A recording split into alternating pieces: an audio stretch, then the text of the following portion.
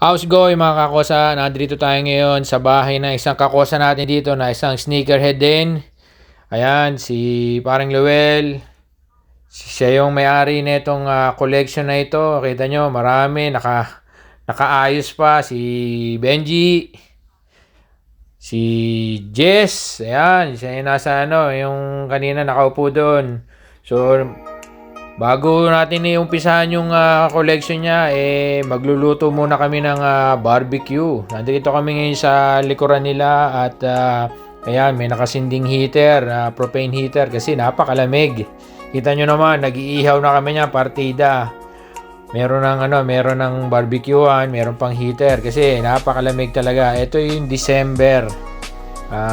Pasko ata ito o New Year, hindi ko maintindihan eh. So, eto na, kukunin ko na yung soft drinks na inilagay dyan sa labas kasi hindi mo na kailangan ng freezer dito at ilagay mo lang sa labas ng bahay nyo ang soft drinks. Natural na, lalamig kagad yan. Kung hindi yan maging yelo, lalamig yan, panigurado.